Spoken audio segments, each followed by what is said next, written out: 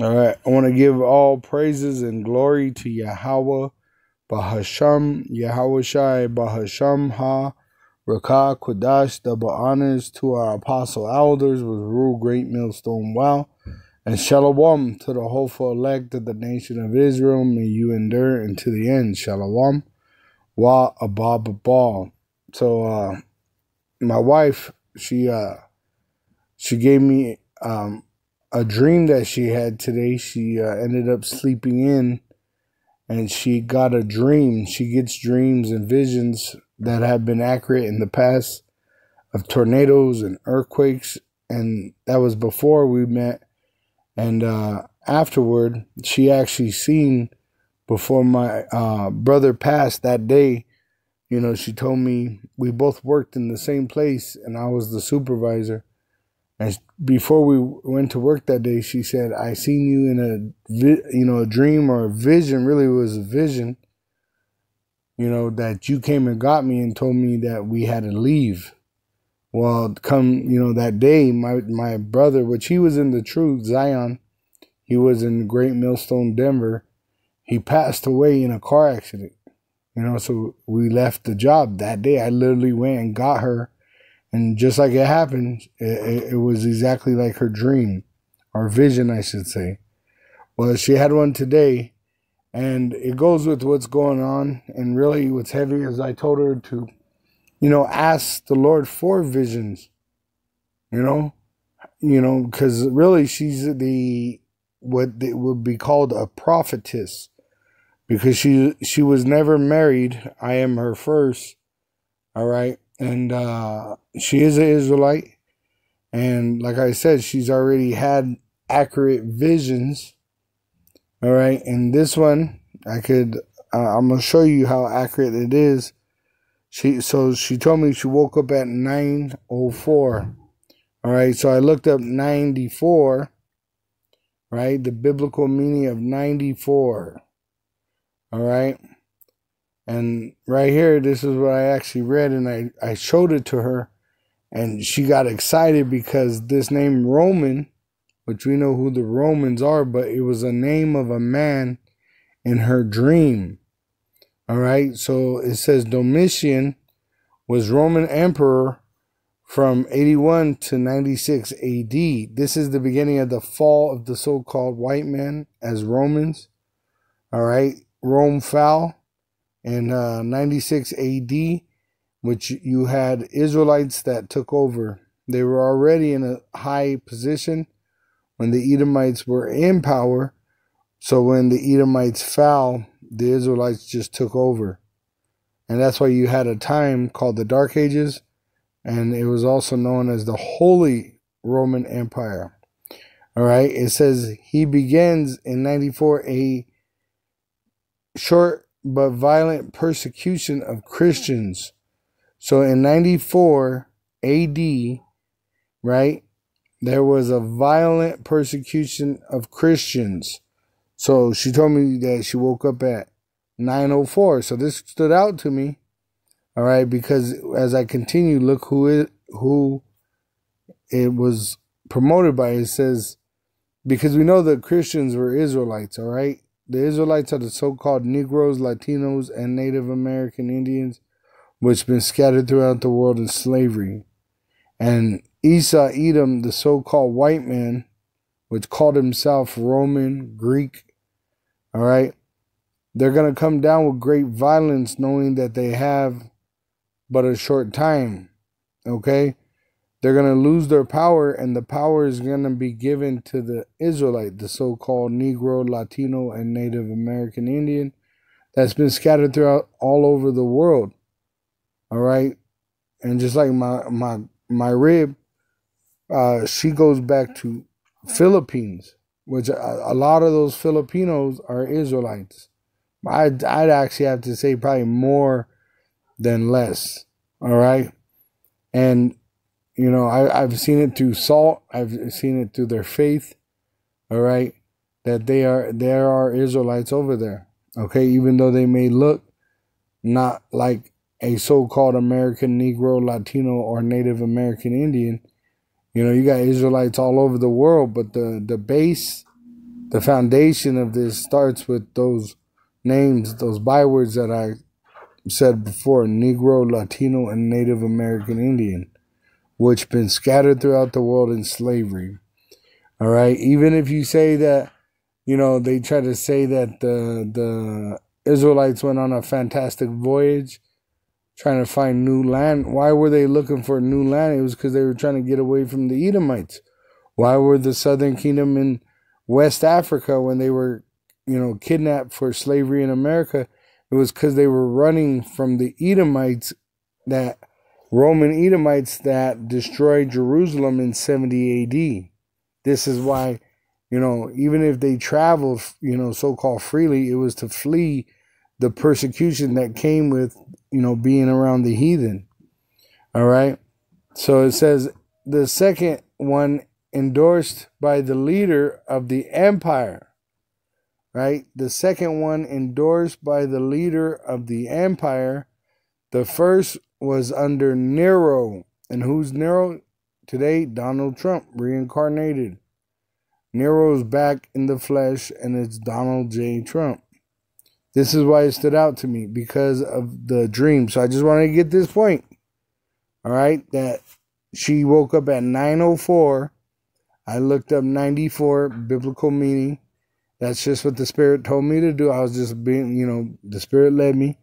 And here we are, something that attaches to the modern day, all right, of Nero being Trump, and then the possibility of persecutions. And that's very possible right now.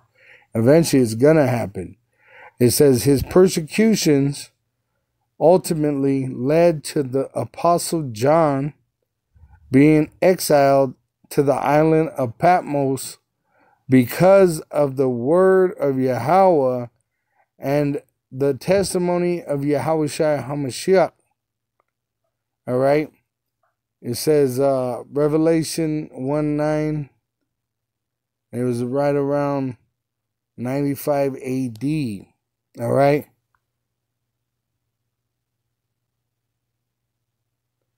Look, it says the English word holy in the King James Bible version of Leviticus is recorded 94 times in 77 verses.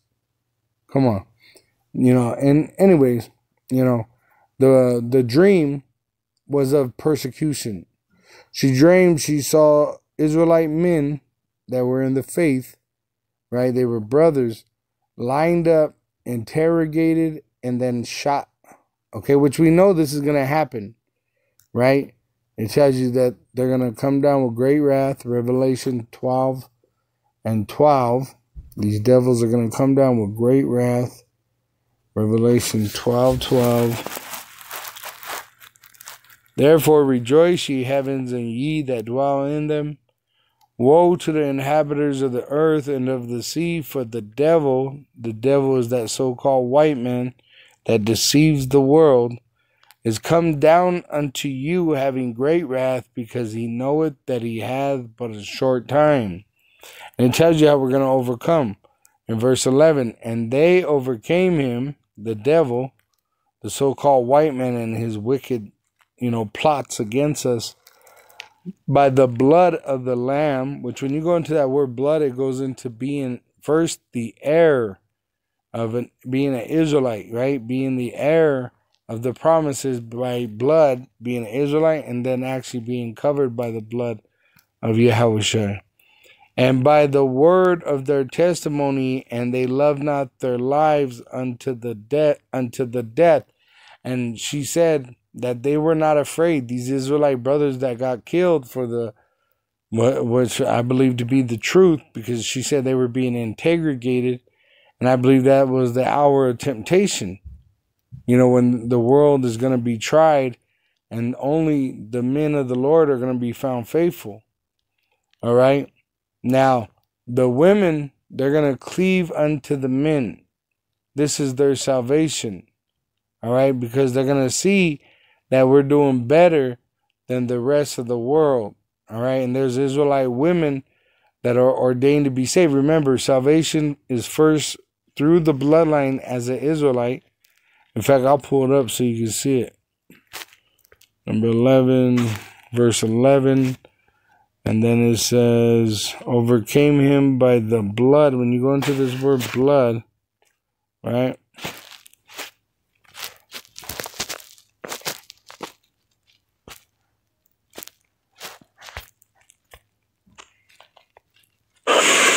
Strong's G 129, Haima. Blood of man or animals, which Yahweh spilt his blood in being sacrificed, refers to the seat of life. This is why we don't eat the blood of those things that resemble blood, like grape juice, and that's why we drink wine during the Passover. Blood shed, which Yahweh shed his blood. To be shed by violence, which this is coming, right? When the Lord gives us the right to actually slay our enemies. But right now, our enemies have the right from Yahweh B'Shem Yahushai to come down with great violence because they know that they have but a short time. And it's because it's judgment time. And the Lord's going to use the sword, the so-called white man, as a weapon of mass destruction. All right? But he's going to persecute the saints, right? And it's really going to bring his condemnation. It says, slay, murder. And that's what Esau is going to be doing. He's going to be murdering the Israelites, right? But it says here, it says, by implication, bloodshed, right?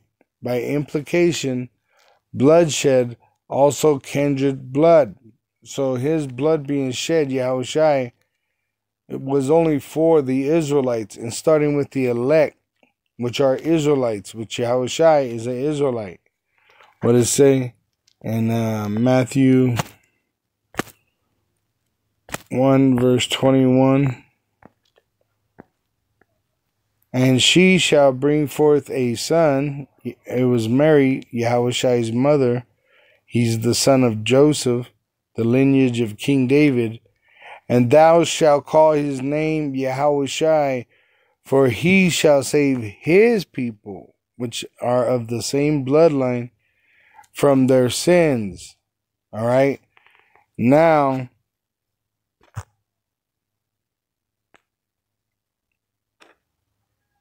with this also, she said she saw the men of the Lord be executed.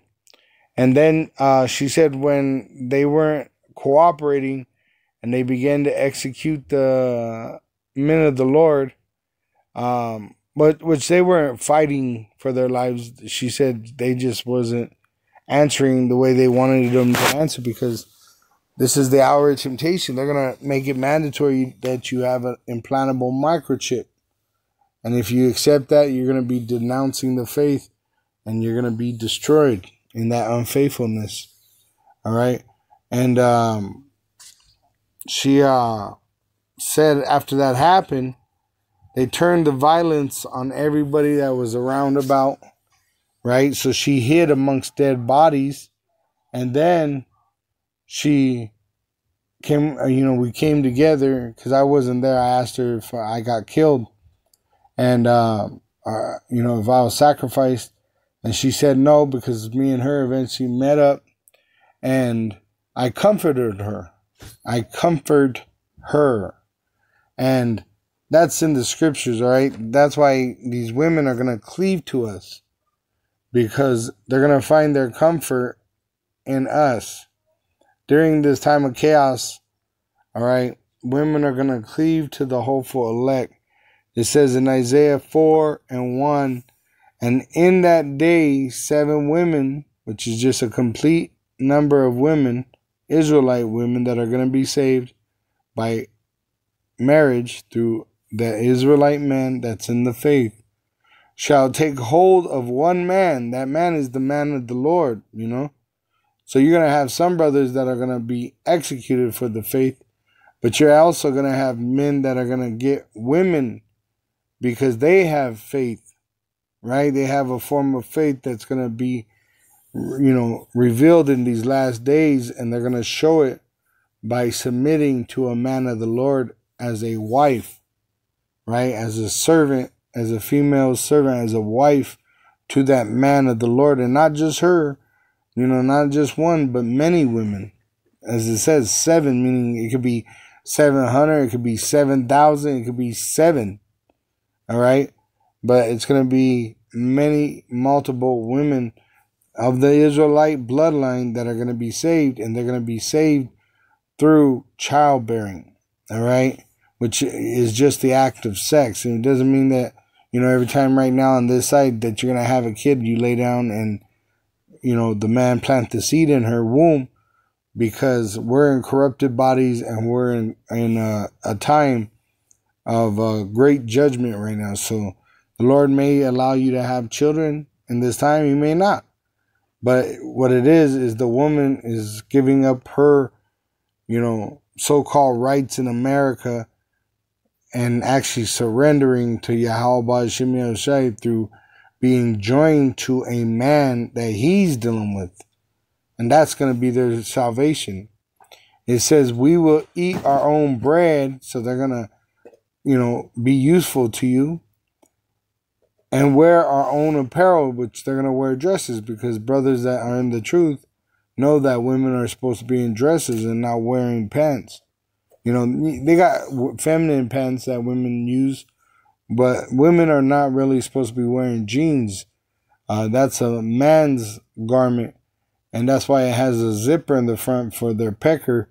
And women wear them, all right, thinking that they're sexy in them, but in fact, it's cross-dressing. So the women that are going to submit, they're going to get an order. That's what pretty much it's saying. And you're going to get an order to your husband's commandments. Only let us be called by thy name, marriage, through sex, to take away our reproach. Now, I want to see what that word name is there just real quick.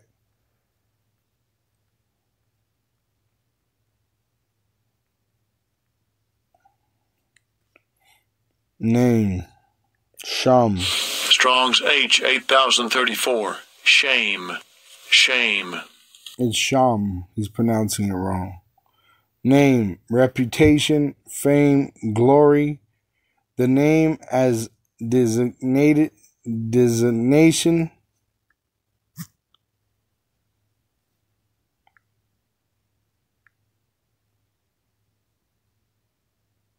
Designation.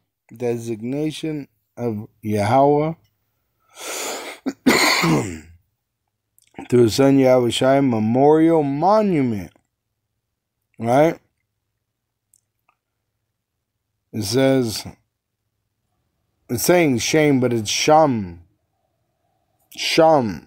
You got one word, one letter on the right, look like a W, that's Shah. And then the one on the left of that, reading right to left, that's an a ma. So it's sham. It's not shame. It says a primitive word.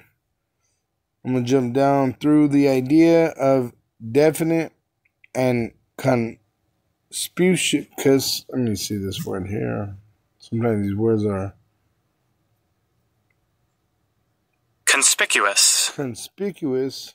We don't use these words all the time. So, it's sometimes tongue twisters in this bastard language, English. Conspicuous. Standing out. Clearly visible.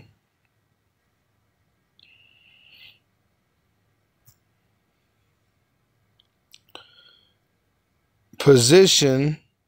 Compare H8064. An appellation. Appellation. The city fully justifies its appellation. The pearl of the Orient. The action of giving a name to a person or thing. So once again, through the idea of definite and conspicuous, position, clear. Compare this word, H8064, an appellation as a mark or memorial of individuality, by implication, honor, authority, character. So the Israelites are the only ones that have this truth, have the right to salvation through Yahweh's sacrifice. By the power of Yahweh are we offered this mercy. All right? As a mark or memorial of individuality.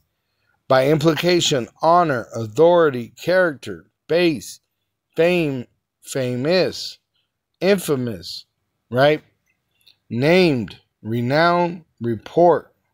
So it's not just dealing with a name, which it is. It's dealing with the name of Yahweh Hashem Yahushai.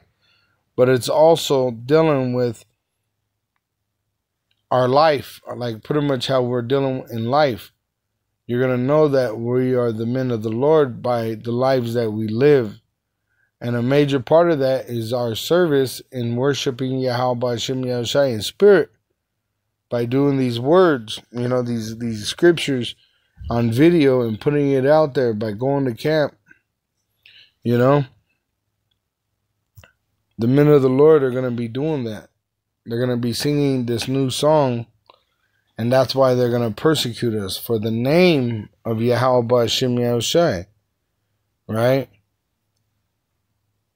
Let me see. Oh, yeah. The Lord brought it back to me. I was going to have to search it out, but the Lord brought it back. It's in 2nd Ezra 16.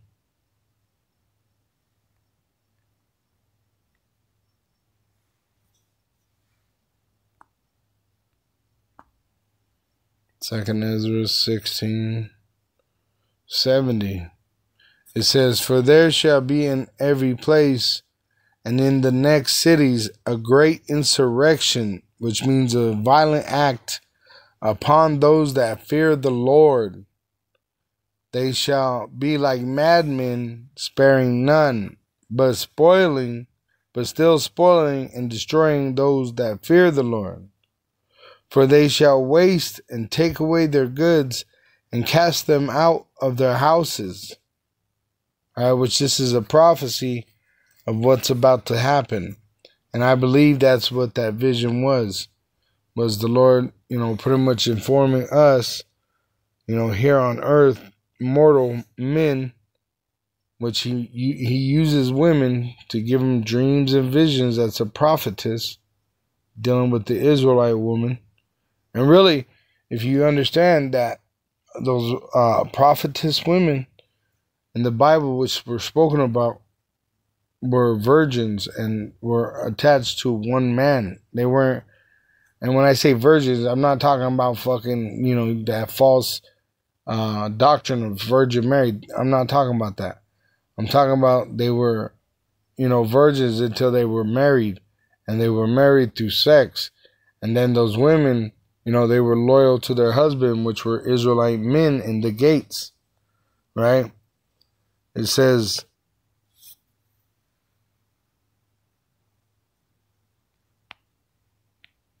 then shall they be known who are my chosen, which is going to be revealed, our faith, because they're going to try our faith even unto death. And they shall be tried as the gold in the fire. And what's it say? Revelation 3. And she said they were, pretty much arrested, gathered, and then interrogated, and then executed. And then they fell violently upon the rest of the people. It says in Revelation 3:10, "Because thou hast kept the word of my patience, I also will keep thee from the hour of temptation." Which, once again, she said that the men of the Lord that were being executed, they were not fearful. They were willing to go. It says, "Which shall come upon all the world to try them that dwell upon the earth." And that's what they were doing when they were interrogating them. They were trying these brothers, but they remained faithful unto death, which it tells you in Revelation 2:10, fear none of those things which thou shalt suffer. Behold, the devil shall cast some of you into prison, that ye may be tried, and ye shall have tribulation 10 days. Be thou faithful unto death, and I will give thee a crown of life. See? So we're in the time of persecution, but we're also